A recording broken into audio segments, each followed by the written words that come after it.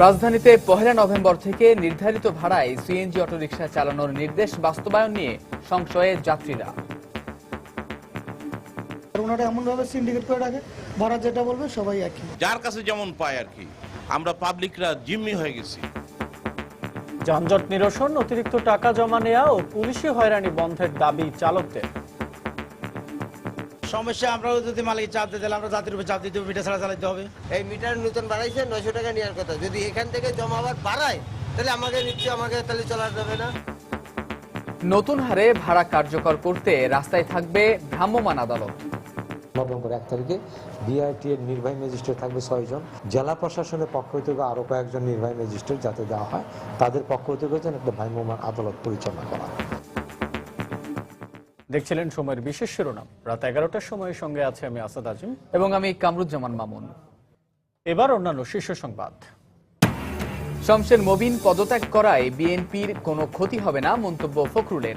সরকারের নিপীড়ন ও অসুস্থতার কারণে এমন সিদ্ধান্ত, মত শীর্ষ নেতৃবৃন্দের। ঢাকা ও জগন্নাথ বিশ্ববিদ্যালয়ে ভর্তি পরীক্ষায় ডিজিটাল জালিয়াতির দায়ে ৪ জনের ২ বছর করে কারাদণ্ড। প্রশ্নপত্র ফাঁসের গুজব ছড়ানোয় আটক ২২। পাচারকারীদের হাত থেকে রক্ষা পেলেও ভারতের ৫ অবুঝ শিশু দুর্ভোগ চরমে। মা বাবার কাছে ফিরে যেতে ব্যাকুলতা, আইনি জটিলতার কথা বলছেন সংশ্লিষ্টরা।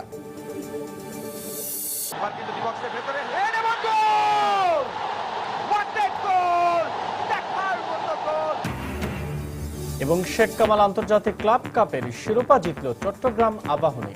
ফাইনালে কলকাতা ইস্ট বেঙ্গলের ৩-১ গোলে পরাজয়।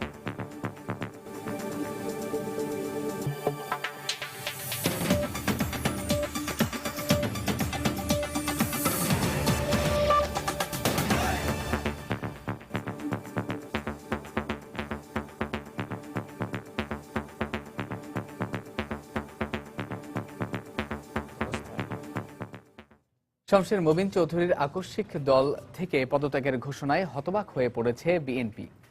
দলের শীর্ষ নেতাদের দাবি, দলীয় চাপে নয়, সরকারের নিপীড়ন ও অসুস্থতার কারণে রাজনীতি থেকে সরে যাওয়ার সিদ্ধান্ত নিয়েছেন তিনি।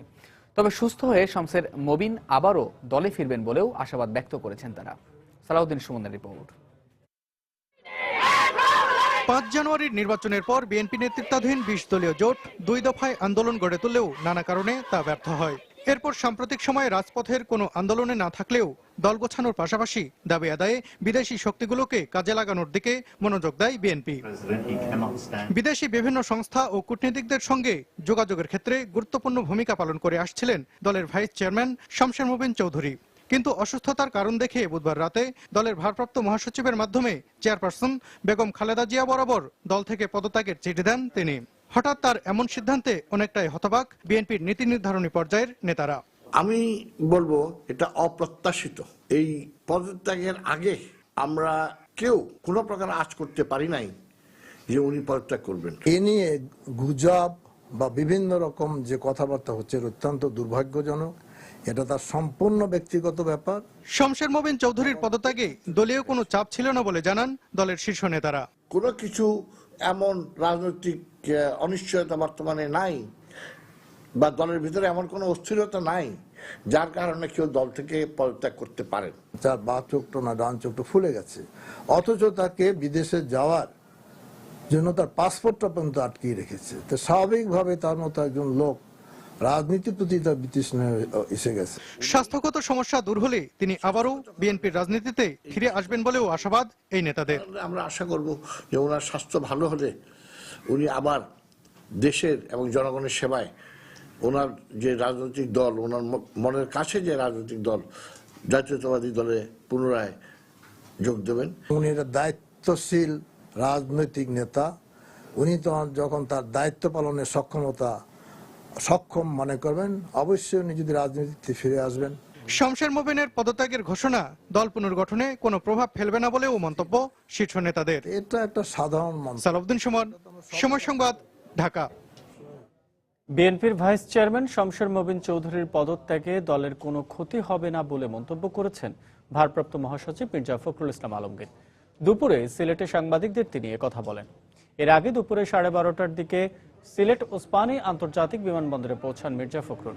এরপর তিনি জুমার নামাজ শেষে হজরত শাহজালাল রহমতুল্লাহ আলাইহির মাজার এবং হজরত শাহপুরান রহমতুল্লাহ আলাইহির মাজার জিয়ারত করেন। পরে স্থানীয় একটি হোটেলে সাংবাদিকদের সঙ্গে কথা বলেন। এ সময় তিনি বলেন, শমশের মবিনের পদত্যাগে দলে কোনো ভাঙন সৃষ্টি হয়নি।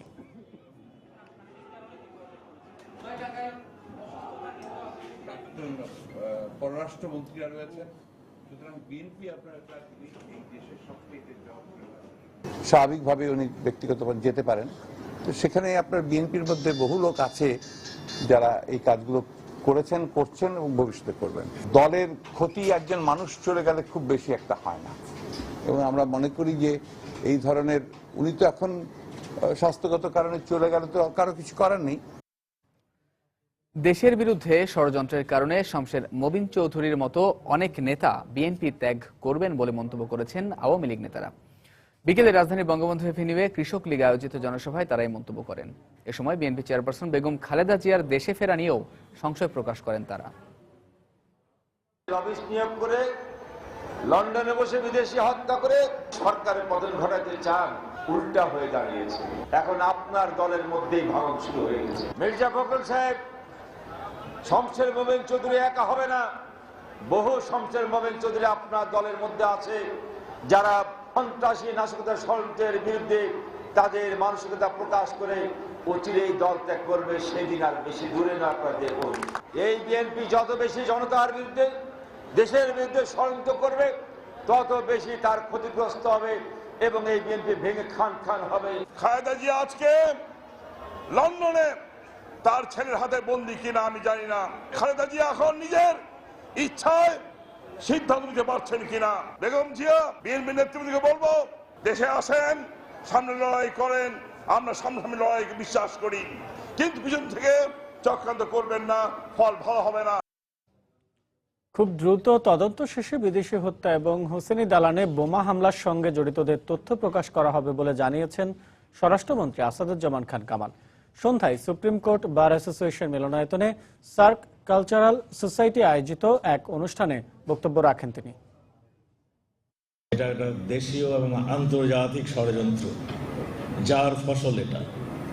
আমরা সঠিকভাবে আমাদের তদন্ত হচ্ছে, আমরা পরিষ্কার করে দিব কারা কারা এই ষড়যন্ত্রের সঙ্গে জড়িত ছিল, কারা এই বড় ভাই, কাদের ইঙ্গিতে এটা হয়েছে, কে অর্থায়ন করেছে, কি উদ্দেশ্য ছিল, সব আমরা বলে দেব। হোসনি দালান যে গ্রেনেড, সেদিন সেখানে যারা এই হত্যাকাণ্ডটা ঘটিয়েছে গ্রেনেড ছুড়ে, তাদেরকেও আমরা শনাক্ত করার আমাদের প্রায় কাছাকাছি আমরা এসে গিয়েছি। আমরা দু একজন সন্দেহভাজন ধরেছি এবং এটারও আমরা সবই জানাবো। 2015-16 শিক্ষাবর্ষে ঢাকা বিশ্ববিদ্যালয়ের বিজ্ঞান অনুষদভুক্ত ক ইউনিটের স্নাতক প্রথম বর্ষের ভর্তি পরীক্ষা অনুষ্ঠিত হয়েছে। এবছর প্রতি আসনের বিপরীতে 40 শিক্ষার্থী ভর্তিযুদ্ধে অংশ নিয়েছেন। সকাল 10টা থেকে 11:30 পর্যন্ত চলে এই পরীক্ষা। এ সময় ডিজিটাল জালিয়াতির অভিযোগে এক পরীক্ষার্থীকে 2 বছরের কারাদণ্ড দিয়েছেন ভ্রাম্যমাণ আদালত। এদিকে গতরাতে রাজধানীর বিভিন্ন স্থানে অভিযান চালিয়ে প্রশ্নপত্র ফাঁসের গুজব ছড়ানোর অভিযোগে 22 জনকে আটক করে গোয়েন্দা পুলিশ। মেডিকেল ও বুয়েটের ভর্তি পরীক্ষা শেষ হয়ে যাওয়ায় উচ্চ মাধ্যমিকে উত্তীর্ণ বিজ্ঞান বিভাগের শিক্ষার্থীদের লক্ষ্য এখন ঢাকা বিশ্ববিদ্যালয়ের ক ইউনিটভুক্ত বিজ্ঞানের বিষয়ে ভর্তি হওয়া। শুক্রবার ক ইউনিটের 1700 আসনের বিপরীতে ভর্তিযুদ্ধে অংশ নেয় প্রায় 72,000 শিক্ষার্থী। সকাল 10টা থেকে 11:30 পর্যন্ত ঢাকা বিশ্ববিদ্যালয় ক্যাম্পাস সহ রাজধানীর 76টি কেন্দ্রে একই সাথে ভর্তি পরীক্ষা অনুষ্ঠিত হয়। পরীক্ষার হল পরিদর্শন করে বিশ্ববিদ্যালয়ের উপাচার্য জানান, ভর্তি পরীক্ষায় প্রশ্নপত্র ফাঁসের গুজব ছড়ানোয় প্রতারক চক্রের 22 সদস্যকে আটক করেছে গোয়েন্দা পুলিশ। প্রশ্নপত্র ফাঁস হয়তো করতে পারে না, কিন্তু প্রশ্নপত্র ফাঁসের একটা বিভ্রান্তি ছড়িয়ে আমাদের যে পরীক্ষার্থী তাদের থেকে টাকা পয়সা নেওয়ার একটা চেষ্টা করে। তবে এখন পর্যন্ত এমন কোনো পাইনি যে প্রশ্নপত্র ফাঁস করতে পেরেছে। বিশ্ববিদ্যালয়ের কয়েকজন ছাত্রের পরিচয় পাওয়া গেছে এবং তাদেরকে বহিষ্কারের সিদ্ধান্ত নেওয়া হয়েছে। এদিকে পরীক্ষার আগে প্রশ্নপত্র ফাঁসের গুজবে মিশ্র প্রতিক্রিয়া ছিল ভর্তিচ্ছুদের মাঝে। গুজবটা কতটা সত্য এটা তো জানি না, কারণ এখন বাংলাদেশের পরীক্ষা, এটা পরীক্ষা হওয়া মানে মনের ভিতর ধারণা হয়ে যায় যে পরীক্ষা প্রশ্ন ফাঁস হবেই। গুজব হইতে পারে, আবার এটা সত্যিও হইতে পারে, সেজন্য এটা এত টেনশন থাকে। টেনশনে ছিলাম যে আউট হইতে পারে, যেমন মেডিকেল হয়েছিল। ঢাকা ইউনিভার্সিটির পরীক্ষার ক্ষেত্রে আমার কাছে মনে হয় যে সবকিছু নিট অ্যান্ড ক্লিন ছিল। ভর্তি পরীক্ষায় ডিজিটাল জালিয়াতির অভিযোগে এক পরীক্ষার্থীকে 2 বছরের কারাদণ্ড দিয়েছেন ভ্রাম্যমাণ আদালত। তানিন মেহেদি, সংবাদ, ঢাকা। এদিকে জগন্নাথ বিশ্ববিদ্যালয়ের 2015-16 শিক্ষাবর্ষের প্রথম বর্ষ সম্মান শ্রেণীর ক ইউনিটভুক্ত বিজ্ঞান ও লাইফ সায়েন্স অনুষদের ভর্তি পরীক্ষা অনুষ্ঠিত হয়েছে। রাজধানীর বিভিন্ন শিক্ষা প্রতিষ্ঠানে 29টি কেন্দ্রে বিকেল 3টা থেকে 4টা পর্যন্ত এই পরীক্ষা অনুষ্ঠিত হয়। এবছর ক ইউনিটে 760টি আসনের বিপরীতে 57,703 জন ভর্তি ইচ্ছুক শিক্ষার্থী পরীক্ষায় অংশ নেন। প্রতি আসনের বিপরীতে প্রতিদ্বন্দ্বিতা করেন 76 জন শিক্ষার্থী। এদিকে পরীক্ষা জালিয়াতির অভিযোগ 3 জনকে আটক করেছে বিশ্ববিদ্যালয় কর্তৃপক্ষ। পরে ভ্রাম্যমাণ আদালত পরীক্ষা জালিয়াতির দায়ে আটক 2 পরীক্ষার্থী ও তার সহযোগীকে 2 বছর করে কারাদণ্ড দেন।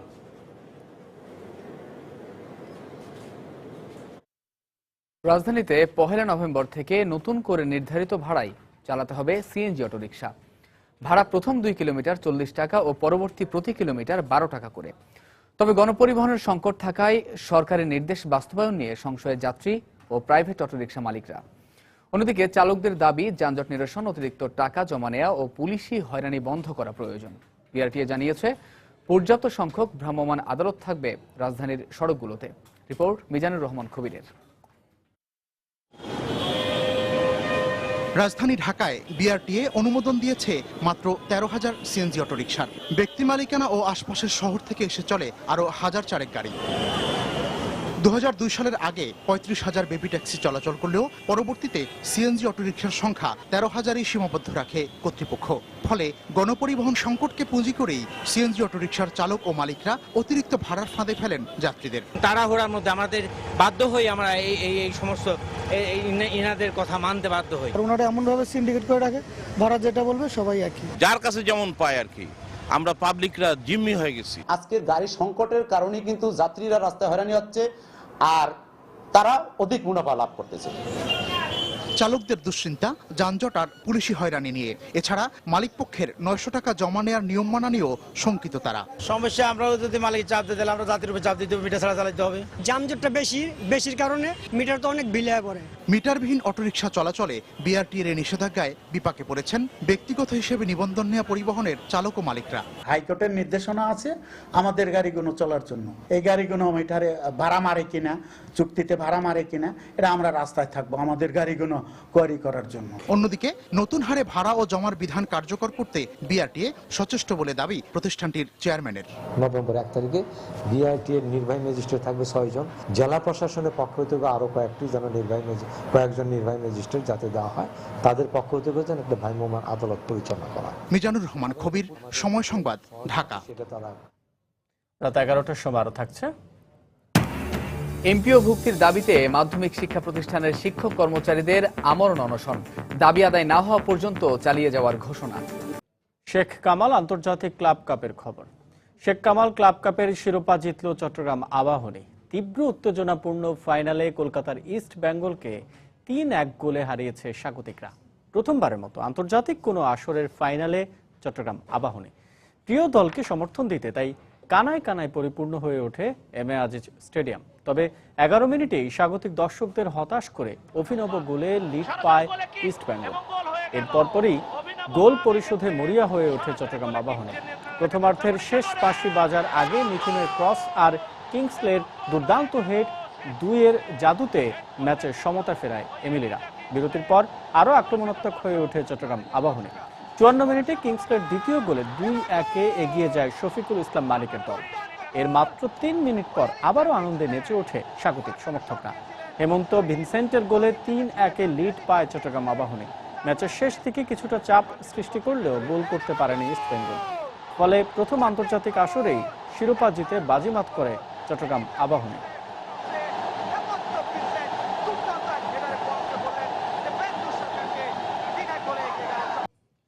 অকার্যকর রাষ্ট্রে পরিণত করতে বিদেশি ষড়যন্ত্রকারীরা এদেশে জঙ্গিবাদের বিস্তার ঘটাতে চায় বলে মন্তব্য করেছেন শিল্পমন্ত্রী আমির হোসেন আমু। দুপুরে নাটোরের নর্থ বেঙ্গল সুগার মিলের 2015-16 মৌসুমের আখ মাড়াই কার্যক্রমের উদ্বোধনী অনুষ্ঠানে তিনি একথা বলেন। জঙ্গিবাদ সৃষ্টি করে বিদেশিরা বিস্তার করতে চায়। আজকে তাদেরকে এই দেশের মানুষের স্বার্থ রক্ষার জন্য জায়গাটিরা ঝুঁকি নিয়ে আজকে তা প্রতিহত করছে।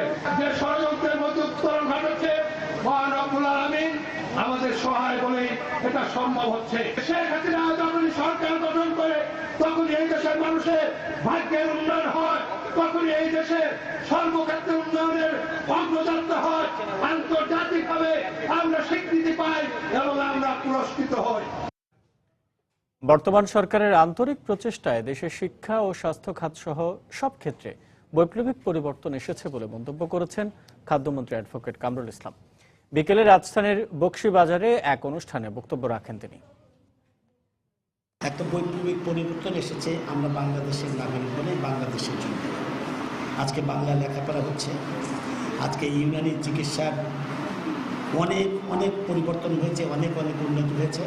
সমস্ত বই আপনারা বাংলায় পাচ্ছেন, আপনারা গবেষণা করার সুযোগ পাচ্ছেন, আপনারা মেডিকেল চিকিৎসকদের সাথে পাল্লা দিয়ে না হলেও আপনারা তাদের কাছাকাছি যাওয়ার চেষ্টা করছেন। এই সুযোগ সুবিধা কিন্তু আমাদেরকে এনে দিয়েছে মাননীয় প্রধানমন্ত্রী জননেত্রী শেখ হাসিনা। এখন বছরের প্রথম দিন একটা ছাত্র বিনামূল্যে বই পায়, তো এখন প্রত্যেকের কাছে মোবাইল। আপনাদের পরিবর্তন কত এসছে, আপনারা সাধারণ মানুষের কাছে কতটুকু পৌঁছতে পারছেন, এই সাধারণ এই দাওয়াখানার আয় দিয়েই বোঝা যায়। শিক্ষামন্ত্রীর আশ্বাসের প্রেক্ষিতে আন্দোলনরত পাবলিক বিশ্ববিদ্যালয়ের শিক্ষকরা তাদের আন্দোলন কর্মসূচি আপাতত স্থগিত করেছেন। সন্ধ্যায় অর্থমন্ত্রীর বাসায় অর্থমন্ত্রী ও শিক্ষামন্ত্রীর বৈঠকের পর পাবলিক বিশ্ববিদ্যালয় শিক্ষকদের বেতন বৈষম্য নিরসন সংক্রান্ত মন্ত্রিসভা কমিটির বৈঠক আগামী রোববার নির্ধারণ করা হয়।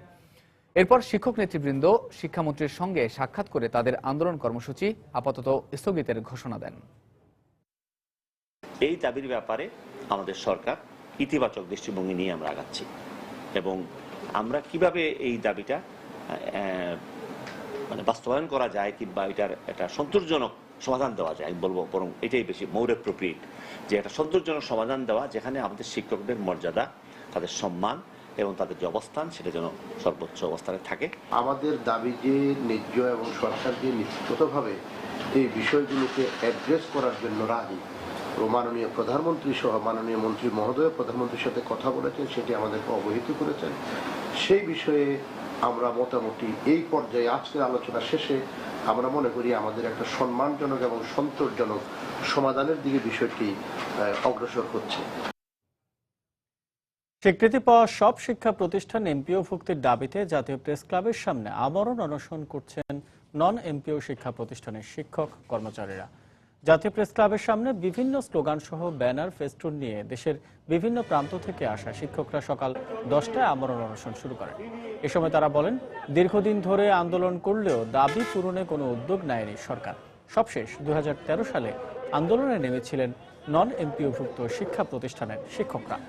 সে সময় 3 মাসের মধ্যেই সমস্যার সমাধান করা হবে শিক্ষামন্ত্রীর এমন আশ্বাসের পর আন্দোলন প্রত্যাহার করা হয়। তবে 2 বছর পরও কোনো ফল না আসায় আবারও আন্দোলনে নামতে বাধ্য হয়েছেন বলে দাবি শিক্ষকদের। মেডিকেলে ভর্তির প্রশ্নপত্র ফাঁস হলে দেশের পুরো শিক্ষা খাতে ধ্বংসের দ্বারপ্রান্তে চলে যাবে বলে মন্তব্য করেছেন মেডিকেলে ভর্তিচ্ছুত ছাত্রছাত্রী, তাদের অভিভাবক এবং নাগরিক সমাজ। বিকেলে রাজধানীর সেগুনবাগিচায় মেডিকেল ও ডেন্টালে ভর্তি পরীক্ষার প্রশ্ন ফাঁস বিষয়ক গণশুনানিতে অংশ নিয়ে তারা একথা জানান। এছাড়া শুনানিতে অংশ নিয়ে সব পরীক্ষায় প্রশ্ন ফাঁসের সঙ্গে জড়িতদের ফাঁসির দাবি জানান তারা। গণশুনানিতে অংশ নেওয়ার জন্য স্বাস্থ্য অধিদপ্তর সহ সরকারের সঙ্গে যোগাযোগ করা হলেও দায়িত্বশীল পর্যায় থেকে কেউ অংশগ্রহণ করেননি বলে জানিয়েছেন আয়োজকরা। এ সময় প্রশ্ন ফাঁসের বিষয়ে কারো কাছে কোনো তথ্যপাত্র থাকলে তা 5 নভেম্বরের মধ্যে মেডিকেল ও ডেন্টালের ভর্তি পরীক্ষার প্রশ্ন ফাঁস বিষয়ক গণতদন্ত কমিটির কাছে জমা দেওয়ার আহ্বান জানানো হয়েছে। পাচারকারীদের কবল থেকে রক্ষা পেলেও সহসা দুর্ভোগ থেকে মুক্তি মিলছে না ভারতের 5 অবুঝ শিশু। চট্টগ্রামের শিশু নিবাসে থাকা এই শিশুরা কখন তাদের মা বাবার কাছে ফিরে যেতে পারবে তাও কেউ নিশ্চিত করে বলতে পারছেন না। পরিবারের কাছে ফিরে যেতে সারাক্ষণই কাঁদছে শিশুরা। তবে সংশ্লিষ্টরা বলছেন, আইনি জটিলতা সৃষ্টি হওয়ায় আদালতে যাবেন তারা। বিস্তারিত জানাচ্ছেন কমল দে। 2 সপ্তাহের বেশি সময় ধরে পরিবার থেকে বিচ্ছিন্ন, দুগ্ধপোষ্য এসব শিশু মা বাবাকে ছেড়ে ভিন দেশের আশ্রয় কেন্দ্রে এখন তাদের স্থান। তারা ফিরে যেতে চায় মা বাবার কাছে। তাই আশ্রয় কেন্দ্রে নতুন কেউ ঢুকলেই তারা খুশি হয় এই ভেবে যে তাদের বাড়ি ফিরিয়ে নেওয়া হবে। কিন্তু যখনই জানতে পারে এখনই তাদের নেওয়া হচ্ছে না, তখনই শুরু হয় কান্না। কেন বাড়িতে কি আছে? মা, বাবু, কাকা, কাকি, বুয়া, দাদা আছে। এখানে থাকবা না? কেন? আমরা বাদ দিয়ে জানি, বাদ দিয়ে জানি, বাদ দিয়ে। গত 24 অক্টোবর নোয়াখালীর কোম্পানিগঞ্জ থেকে এই 5 শিশুকে উদ্ধার করে পুলিশ। মূলত তাদের পাচারের জন্য ভারতের ত্রিপুরা রাজ্যের রাধাকৃষ্ণনগর থানাধীন বড় গোকুলপুর এলাকা থেকে চুরি করে নিয়ে আসা হয়। এখন তাদের ঠাঁই হয়েছে চট্টগ্রামের শিশু নিবাসে। তারা যদি তাদের বাবা মাকে ফিরে পায়, বাবা মার কাছে চলে যেতে পারে, এটা আসলে খুবই ভালো হবে। এদিকে তাদের ফিরিয়ে দেওয়ার ব্যাপারে জটিলতা সৃষ্টি হয় আদালতের মাধ্যমে তাদের হস্তান্তর করা সম্ভব বলে জানান সমাজসেবা অধিদপ্তরের এই কর্মকর্তা। আদালতের নির্দেশে বাচ্চাগুলিকে আমাদের বিভিন্ন শিশু পরিবার এবং ছোট বড় নিবাসে রাখছি। সেরকম আদালতের নির্দেশনা পেলে আমরা তাদের বৈধ অভিভাবকের কাছে ফেরত দেবো। এটা আমাদের ডিপার্টমেন্টের নীতিমালা অনুযায়ী এটা আমাদের করতে হবে। উদ্ধারকৃত 5 শিশুর মধ্যে 3 জনকে নগরের রৌফাবাদ এবং 2 জনকে জেলার হাটাজারির ফতেহাবাদ শিশু নিবাসে রাখা হয়েছে।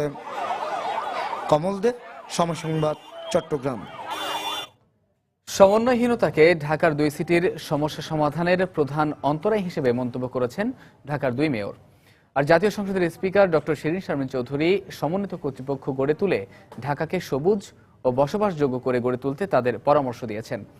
রাজধানীর জাতীয় জাদুঘরে একটি নগর উদ্যান বিনির্মাণ শীর্ষক প্রদর্শনীর উদ্বোধনী অনুষ্ঠানে তারা এসব কথা বলেন। অপরিকল্পিত নগরায়ন, দূষণ, যানজট, বিনোদন কেন্দ্রের সংকট সহ নানা কারণে রাজধানী ঢাকা বিশ্বব্যাপী বসবাস অযোগ্য নগরী হিসেবে পরিচিতি পেয়েছে। তাই ঢাকাকে কিভাবে বাসযোগ্য সবুজ নগর উদ্যানে পরিণত করা যায় সে উপলক্ষে সরকারি বেসরকারি 25টি বিশ্ববিদ্যালয়ের ছাত্রদের এই আয়োজন, যেখানে ঢাকা উত্তরের তেজগাঁ এলাকাকে নগর উদ্যান হিসেবে গড়ে তুলতে কাল্পনিক 31টি প্রকল্পের পরিকল্পনা ও নকশা প্রদর্শনীর আয়োজন করা হয়। একটা শহরে প্রায় 25%-এর উপর গ্রিন থাকা উচিত, যেখানে ঢাকা শহরে খুব অল্প আছে। তো এরকম একটা জায়গা যদি আমরা গ্রিন করে তুলতে পারি সত্যি সত্যি, তাহলে সেটা ঢাকা শহরের গ্রিনের পার্সেন্টেজ অনেক বাড়িয়ে দিবে। এর আগে এক অনুষ্ঠানে 2 মেয়র ঢাকা সিটির সমস্যা সমাধানে সমন্বয়হীনতাকে প্রধান সমস্যা হিসেবে তুলে ধরেন। প্রতিশ্রুতি দেন ঢাকাকে অবৈধ দখলমুক্ত করার। আমার কোনো জায়গা নেই, হয় বিআরটি একটু দখল করে রেখেছে, নাহলে রোডস এন্ড হাইওয়েজ, না হয় রেলওয়ে, নাহলে সিভিল এভিয়েশন। 56টি সংস্থা, দফতর, অধিদপ্তর রয়েছে এই শহরকে দেখভাল করবার জন্য। একটির সঙ্গে কিন্তু আরেকটি কোনো কোঅর্ডিনেশন নেই। এ সময় স্পিকার ডক্টর শিরীন শারমিন চৌধুরী বলেন, যত সমস্যাই থাকুক এখনো সম্ভব সবুজ ঢাকা গড়ে তোলা। কিছু গুরুত্বপূর্ণ বিষয়কে আগে চিহ্নিত করুন এবং সেই কাজকে যাতে আমরা সকলে সম্মিলিতভাবে এগিয়ে নিতে পারি। জাতীয় জাদুঘরের নলিনীকান্ত ভট্টশালী গ্যালারিতে এই প্রদর্শনী চলবে আগামী রোববার পর্যন্ত। আফজাল হোসেন, সময় সংবাদ, ঢাকা। আন্তর্জাতিক মানবাধিকার সংগঠন অ্যামনেস্টি ইন্টারন্যাশনালের বিচার ও বাংলাদেশের কার্যক্রম বন্ধের দাবি জানিয়েছে গণজাগরণ মঞ্চ। বিকেলে রাজধানীর শাহবাগে এক প্রতিবাদ সমাবেশে এ দাবি জানানো হয়। এ সময় বক্তারা বলেন, মানবতাবাদীর নাম দিয়ে যারা মানবতা বিরোধীদের পক্ষ নেয় এদেশে তাদের কোনো কার্যক্রম চলতে পারে না। অবিলম্বে তাদের কার্যক্রম বন্ধ করে বিচারের মুখোমুখি করা উচিত বলেও মন্তব্য করেন তারা। এছাড়া আগামী 2 নভেম্বর লন্ডনে অবস্থিত অ্যামনেস্টির কেন্দ্রীয় কার্যালয়ের সামনে গণজাগরণ মঞ্চ লন্ডন শাখা বিক্ষোভ কর্মসূচি পালন করবে বলে জানান গণজাগরণ মঞ্চের মুখপাত্র ইমরান এইচ সরকার।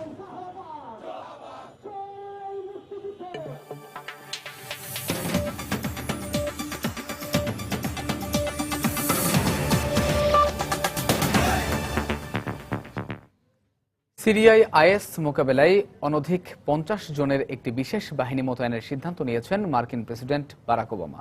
শুক্রবার এক নিয়মিত সংবাদ সম্মেলনে আনুষ্ঠানিকভাবে এই সিদ্ধান্তের কথা জানান হোয়াইট হাউসের মুখপাত্র জশ অর্নেস্ট।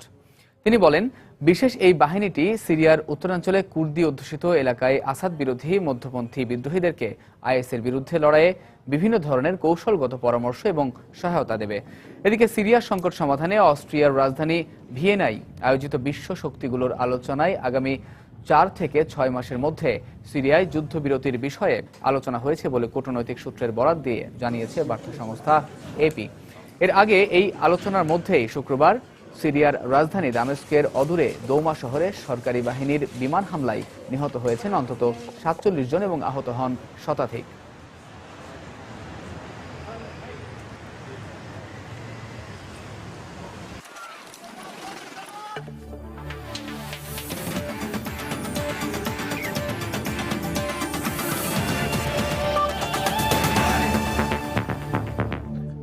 দক্ষিণ আফ্রিকা সফরে প্রথম জয়ের স্বাদ পেয়েছে বাংলাদেশ সেই দল।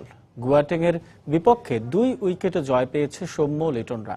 ম্যাচের শুরুতে টসে জিতে গুয়াটেংকে ব্যাটিংয়ে পাঠায় এই দল। ম্যাচের শুরু থেকেই প্রতিপক্ষকে কামরুল ইসলাম রাব্বি ও জুবাইর হোসেনের নিয়ন্ত্রিত বোলিংয়ে বেশ চাপের মুখে রাখে সফরকারীরা। এতে নিয়মিত বিরতিতে উইকেট হারাতে থাকে গুয়াটেং। প্রতিপক্ষের 3 জন ব্যাটসম্যান ছাড়া আর কেউই রানের খাতায় 2 অঙ্কের ঘরে পৌঁছাতে পারেনি। শেষ পর্যন্ত সবকটি উইকেট হারিয়ে 100 রান সংগ্রহ করে গুয়াটেং। 101 রানের জবাবে ব্যাট করতে নেমে শুরুতেই রনি তালুকদারের উইকেট হারায় টাইগাররা। এরপর নিয়মিত বিরতিতে উইকেট হারাতে থাকলে চাপের মুখে পড়ে শুভাগত লিটনরা। তবে সৌম্য সরকারের 20 ও মোসাদ্দেক হোসেনের 26 রানের উপর ভর করে 8 উইকেটে হারিয়ে জয়ের লক্ষ্যে পৌঁছে যায় বাংলাদেশের দল।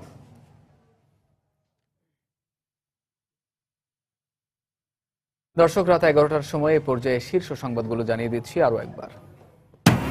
শমশের মবিন পদত্যাগ করায় বিএনপির কোনো ক্ষতি হবে না, মন্তব্য ফখরুলের। সরকারি নিপীড়ন ও অসুস্থতার কারণে এমন সিদ্ধান্ত, মত শীর্ষ নেতৃবৃন্দের। ঢাকা ও জগন্নাথ বিশ্ববিদ্যালয়ে ভর্তি পরীক্ষায় ডিজিটাল জালিয়াতির অভিযোগে 3 জনকে 2 বছর করে কারাদণ্ড। প্রশ্নপত্র ফাঁসের গুজব ছড়ানোয় আটক 22। রাজধানীতে নির্ধারিত ভাড়ায় সিএনজি অটোরিকশা চালানোর নির্দেশ বাস্তবায়ন নিয়ে সংশয়ে যাত্রীরা। দুশ্চিন্তা চালক, রাস্তায় থাকবে ভ্রাম্যমাণ আদালত।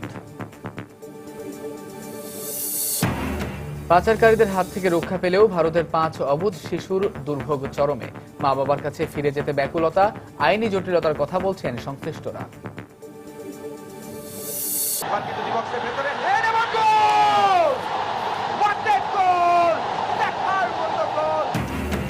এবং শেখ কামাল আন্তর্জাতিক ক্লাব কাপের শিরোপা জিতল চট্টগ্রাম আবাহনী।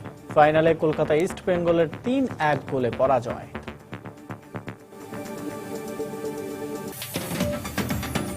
দর্শক, এই ছিল রাত 11টার সময়। যে কোনো খবর পেতে ভিজিট করুন সময়নিউজ.টিভি আর সঙ্গে থাকুন সময়।